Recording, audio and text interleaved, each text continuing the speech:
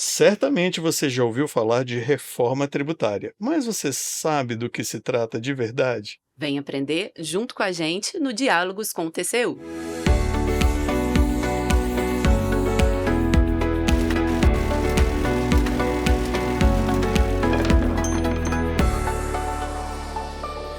Hoje vamos abordar um tema que vai impactar o dia a dia de todos nós, a reforma tributária, que é uma das mudanças econômicas mais importantes do país em décadas.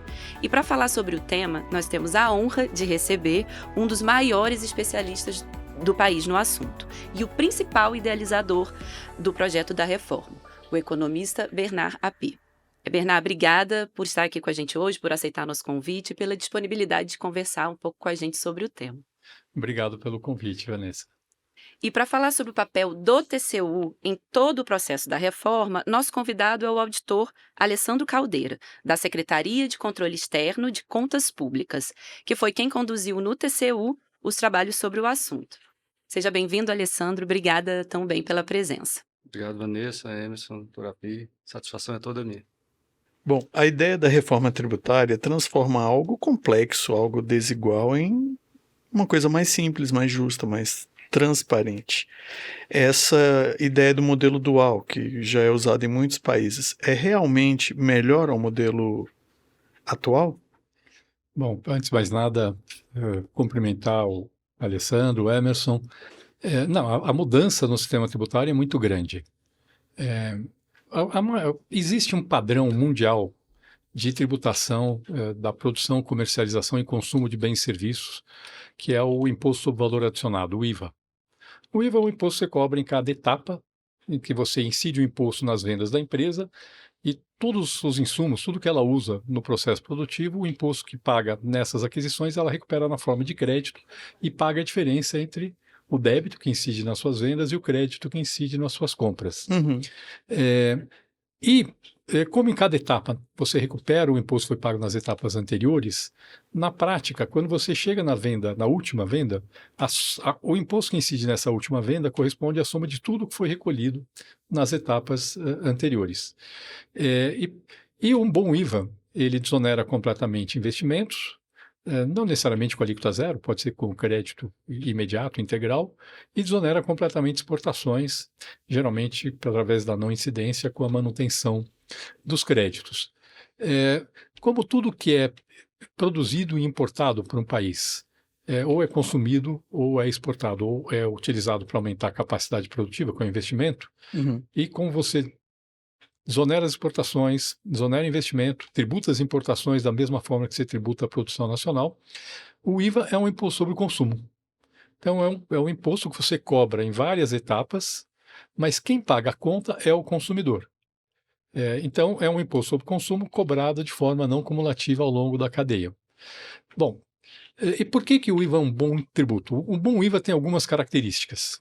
Quais são essas características? Ele tem uma base ampla de incidência, então você não diferencia mercadoria de serviço, se é tangível, intangível, operações com direito, tudo está na base de incidência. Ele tem não cumulatividade plena, ou seja, tudo aquilo que é utilizado na atividade produtiva dá direito a crédito. E ele é cobrado no destino. O que significa isso? Que significa entre operações entre jurisdições, que pode ser entre países, entre estados, o imposto pertence à jurisdição de destino. E quando você tributa no destino, você está tributando o consumo. Quando você tributa na origem, você está tributando a produção.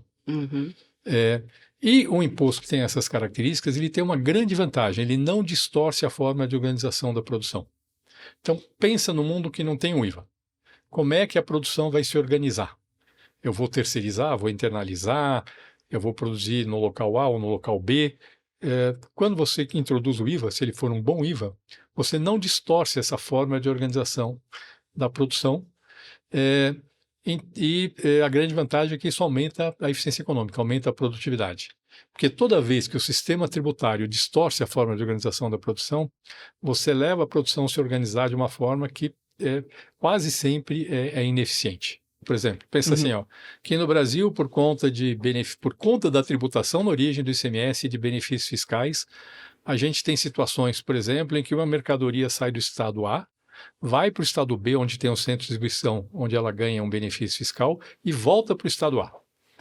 Pensa isso do ponto de vista econômico, Alessandro. Não tem lógica nenhuma. Não faz sentido. Tá certo? Sim.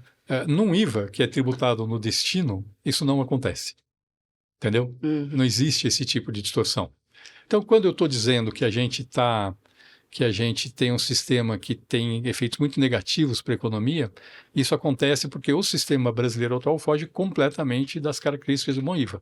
Em vez de uma base ampla, a gente tem uma base fragmentada. ICMS e ISS é o caso principal. Um tributa operações com circulação de mercadoria, serviço de comunicação e transporte, e algum transporte, e o outro serviços que estão numa lei complementar, inclusive com uma zona cinzenta no meio dos dois. E um é cobrado pelo Estado, outro é cobrado pelo Um município. é cobrado pelo Estado e município, um não comunica com o outro. Em vez de ter não cumulatividade plena, a gente tem um monte de problemas de tributos que são pagos no meio da cadeia e não são recuperados. Desde tributos totalmente cumulativos, como ISS, eu pago e não dou crédito para ninguém, até falhas muito grandes na recuperação de créditos nos tributos não cumulativos, como é o caso do ICMS. Então, tem uma série de restrições à recuperação de créditos no ICMS. Então, e em vez de ter tributação no destino, eu tenho tributação na origem, e que isso gera, por exemplo, a guerra fiscal que a gente tem entre os estados. Então, o que a reforma tributária faz, o ponto de chegada da reforma tributária não tem nada de muito original. A forma como está sendo feito, sim, porque foi feito para se adequar à especificidade brasileira, mas o ponto de chegada não tem nada de muito original. É um modelo que se adequa aos melhores parâmetros de tributação do consumo de bens e serviços. E essa complexidade ela é nociva tanto para a população quanto para as empresas, né? Certo? Sim, o nosso sistema tem, vamos dizer, 3 efeitos negativos para a economia. O primeiro é a complexidade. Nós temos um sistema extremamente complexo. Você pegar a legislação de ICMS de um único estado é extremamente complexo, com substituição tributária, em que eu estou vendendo do estado A para o estado B, tenho que conhecer a legislação do estado B, recolher o imposto devido por antecipação. Isso, a complexidade é muito grande. Segundo, como eu falei, um bom IVA desonera exportação e investimento. No Brasil, a gente tributa investimento e exportação, e isso prejudica o crescimento da economia. E terceiro, por alguns exemplos que eu dei, o nosso sistema distorce a forma de organização da economia. Eu dei 2 exemplos, podia aqui passar horas dando exemplos de distorções que resultam no nosso sistema tributário. A consequência de tudo isso é uma perda muito grande de produtividade do potencial de crescimento do país. É difícil quantificar o efeito exato da correção de todas as distorções, mas só para vocês terem uma ideia, só o segundo efeito, só o efeito tributário, exportação e investimento, isso dá para quantificar bastante bem com modelos econométricos, e todos os estudos apontam o resultado entre 4 a 6 pontos percentuais de aumento do PIB potencial, só por conta do segundo efeito, que nem é o mais importante. Eu acho que o terceiro efeito é o mais importante de todos. Então, nós estamos falando, quase com certeza, num aumento superior a 10 pontos percentuais do PIB potencial do Brasil, por conta da mudança que está sendo feita no sistema tributário. É uma mudança relevante. E a população vai sentir... Desculpa, Alessandro, pode Acho que... Eu ia falar da população. Se a população vai sentir essa mudança também na prática, no dia a dia. Ou a mudança mais significativa é para o investidor? Na verdade, a mudança, ela vem... Para a população, tem uma parte do efeito que a população vai ver com clareza, que é a transparência. Então, hoje, por exemplo, pela complexidade do nosso sistema tributário, na prática é impossível você saber quanto você está pagando de imposto sobre qualquer bem ou serviço que você está comprando. Impossível. Porque no Brasil, hoje, os impostos, o ICMS, por exemplo, incidem sobre preço com tributos. O padrão mundial é o imposto incidir sobre preço sem tributos. E o Brasil vai adotar esse padrão. Então, o preço sem imposto é isso, e isso aqui é o que você está pagando para financiar o governo, com muita transparência. As pessoas vão ver que é bastante. Elas não sabem quanto estão pagando e vão descobrir que estão pagando muito sem saber que estão pagando. E isso vai ser muito perceptível para a população.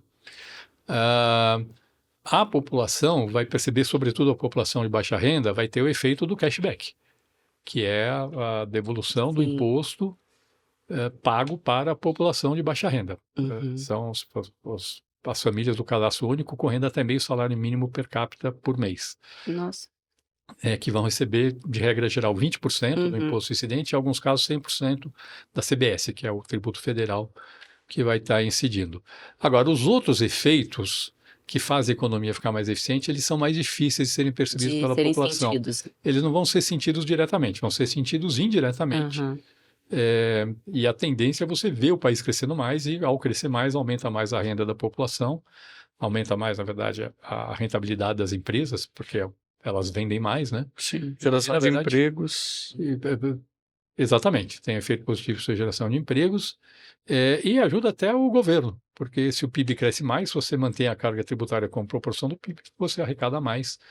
E isso é mais difícil de sentir, mas tem vários casos que mostram que o efeito é positivo. A Índia mesmo fez a lei entre 2016 e 2017, quero que talvez o país tivesse o sistema tributário tão ruim quanto o brasileiro, de tributos sobre...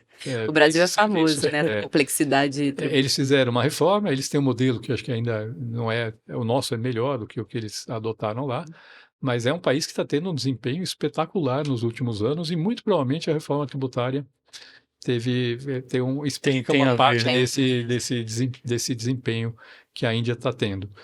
Então, sim, a população vai sentir, mas não vai conseguir associar diretamente com a Uma reforma coisa com a tributária. outra, né? Eu acredito também que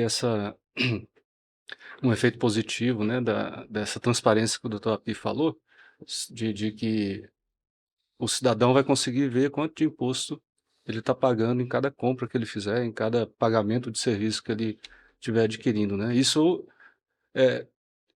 eu acredito que vai mudar o comportamento da própria população, vai educar a população no sentido de educação fiscal, né, eh, de senso de responsabilidade fiscal mesmo, porque ela vai enxergar o quanto que ela está pagando efetivamente. Hoje não se sabe exatamente quanto é, inclusive acompanhando esses diversos, a nossa equipe, né, tem acompanhado esses diversos debates, né, na implementação da reforma, e a gente fica sabendo de algumas coisas curiosas, né? Por exemplo, o Top deve saber muito mais histórias do que essa, mas do setor de imóveis, por exemplo, nas discussões da implementação, da regulamentação da reforma, parece que foi encomendado 3 estudos, né, para saber qual que seria a carga do setor de imóveis, né?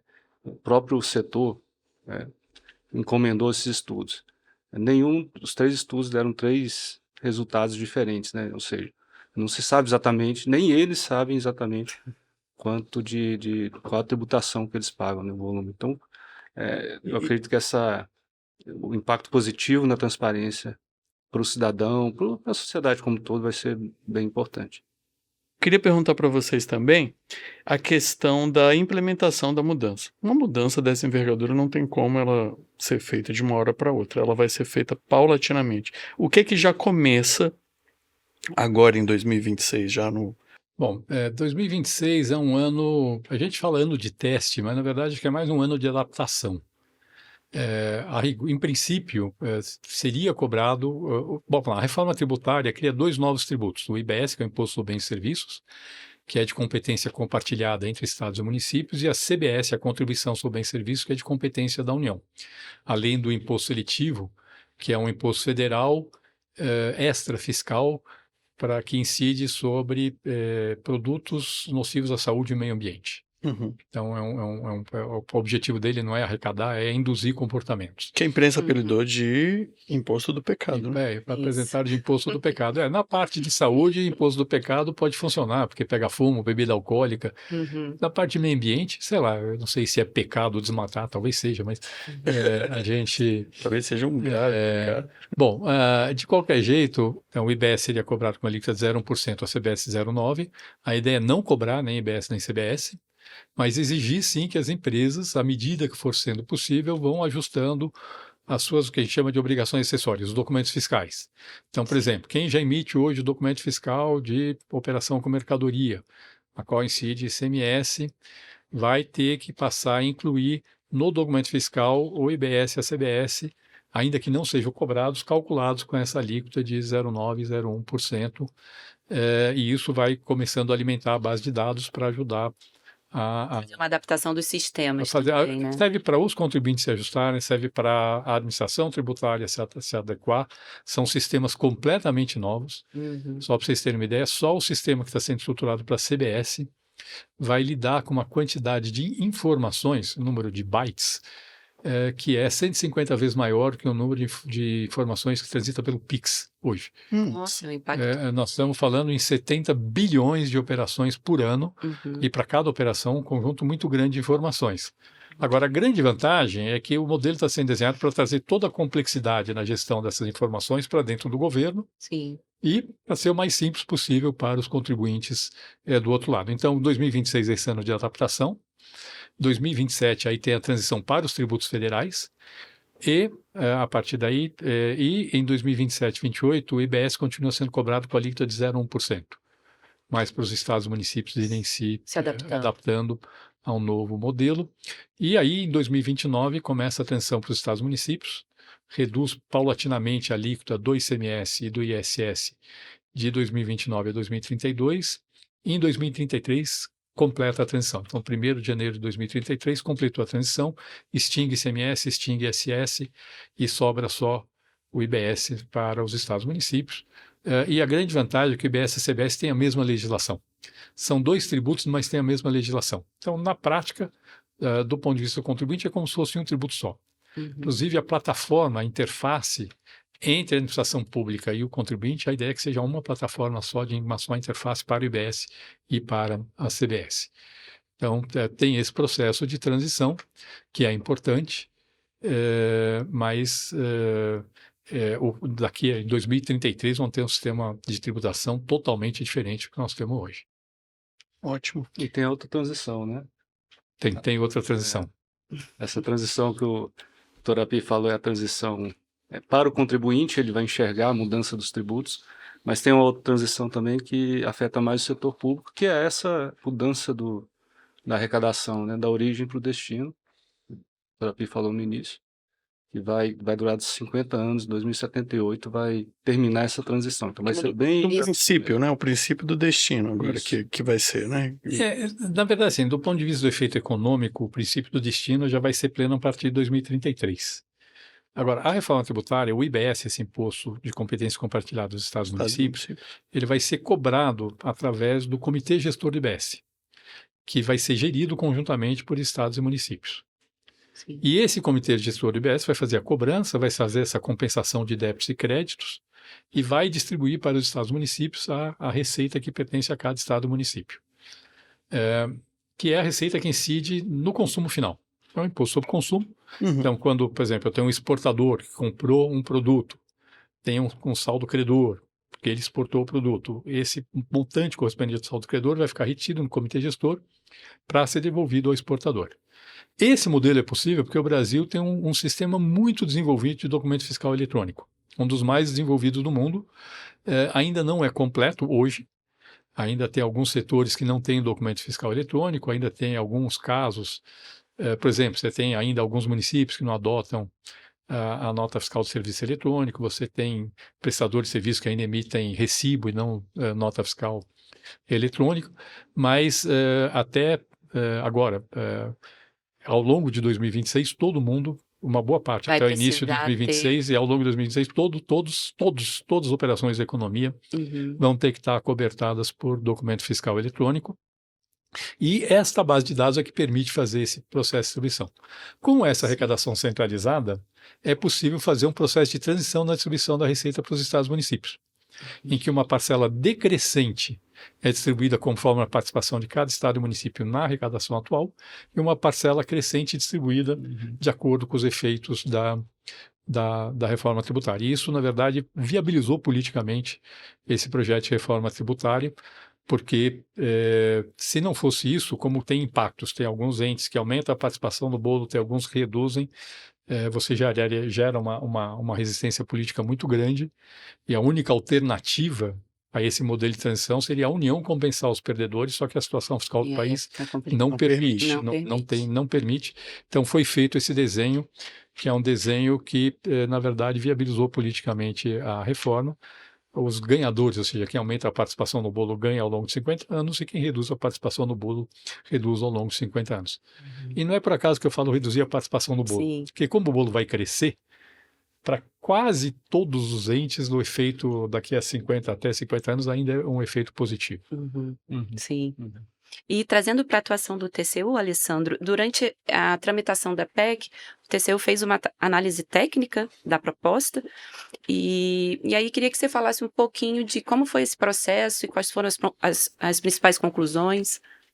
Isso foi uma contribuição que o TCU deu na época, né? Na época da tramitação e da discussão da emenda constitucional, da PEC, no caso. Uhum. O relator do projeto, o senador Eduardo Braga, solicitou esse apoio ao TCU, foi prontamente atendido.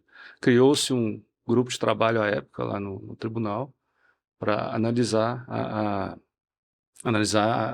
proposta, né, da época. Assim, a conclusão geral do grupo de trabalho do TCU e do relatório que foi encaminhado ao senador, ao relator da proposta, foi bastante positiva com relação à proposta, com algumas observações, né? Por exemplo, era preciso manter, como é que eu vou dizer, o mínimo de diferenciação possível nas alíquotas, né? Uhum. Ou seja, quanto mais homogênea fosse a alíquota, impactando todos os bens e serviços, melhor. Inclusive na avaliação dos estudos, né, que foram coletados à época pela equipe, para analisar os impactos econômicos na produtividade do país, né? Esses estudos enfatizavam isso também, né? E essa homogeneidade é importante por que exatamente, Alessandro? Todos aqueles impactos positivos que o Dr. Api falou no início, que um IVA conceitual traz para a economia, quando a alíquota está muito fragmentada, então diversos setores têm alíquotas diferentes, né, alíquotas menores, então todo mundo pagando, imagina assim, toda a economia pagando a mesma alíquota, todos pagariam menos. Né? Então, quanto mais benefícios tiverem uns, os outros vão precisar pagar mais para cobrir esses benefícios dos outros. Faz sentido. Isso já acontece hoje na economia, né, do país, né? Então, é isso. Este modelo, ele o ideal seria ser mais uniforme, ele tem exceções, as exceções trazem um pouco mais de complexidade, de enquadramento, então realmente é um problema, mas perto do que nós temos hoje, é um avanço enorme. Grande. Eu às vezes brinco e falo assim, se você tem um grau de complexidade 100 hoje, se fosse uma alíquota uniforme, a gente iria para um grau de complexidade de 10 ou talvez até menos do que isso. E com as exceções foram introduzidas, a gente vai para 25, 30 talvez. Então você pode olhar em relação ao que tem hoje, o avanço é grande, em relação ao ideal, ainda não chegamos lá. Eu queria, Alessandro, que você detalhasse um pouco mais como que o TCU atua nesse processo de transição e depois a partir de 2033. Tá. Bom, então, essa contribuição, né, que o TCU deu lá na emenda constitucional foi pontual, naquele caso lá, para auxiliar o relator da reforma. Mas aí, na tramitação da reforma, da PEC, né, o TCU foi colocado como um ator, ganhou uma atribuição nova, constitucional nova. Mais uma. Mais uma. Na verdade, mais duas, né? Porque além desse papel de atuação do cálculo na alíquota de referência, tanto da CBS quanto do IBS, o TCU também ganhou a atribuição de mais um cálculo de um coeficiente para ser calculado, que é o cálculo do Fundo Nacional de Desenvolvimento Regional, FNDR. E tem um outro cálculo lá também que o TCU vai precisar fazer, mas cálculo de coeficiente é algo que o TCU já faz com o FPM, FPE, então não tem muita novidade. Não é uma novidade grande. Agora, no caso do cálculo das alíquotas de referência, né, dos novos tributos, sim, é uma novidade, é uma coisa que, assim, o TCU nunca fez nada parecido, né? Um desafio, então. É um desafio, a gente está construindo esse conhecimento junto com a Receita Federal. Então, esse ano, por exemplo, a Receita Federal elaborou a metodologia de cálculo da CBS, já encaminhou para o TCU, né? O TCU está nesse processo de análise, então o TCU precisa homologar essa metodologia todo ano até o final da transição de 2033, essa primeira transição. Então, o TCU vai fazer esse trabalho de homologação das metodologias e no ano seguinte, a homologação, ele vai realizar o cálculo de acordo com essa metodologia homologada. E aí, quem fixa a alíquota de referência, as alíquotas de referência, É o né, que vão Senado. ser Resolução do Senado. a resolução do Senado Federal. Doutora Pi? Eu acho que é isso, é uma mudança muito grande. Ela afeta, obviamente, preços relativos entre os vários setores da economia, ela afeta a distribuição da receita entre os estados e municípios, com essa transição muito longa de 50 anos, mais 20 anos além dos 50, para alguns casos muito específicos. Mas a transformação é muito positiva. Eu acho que essa questão de analisar o impacto é muito importante. A própria reforma já prevê uma avaliação quinquenal a cada 5 anos dos resultados da reforma. E aí, a primeira delas vai ser em 2031, com dados até 2030.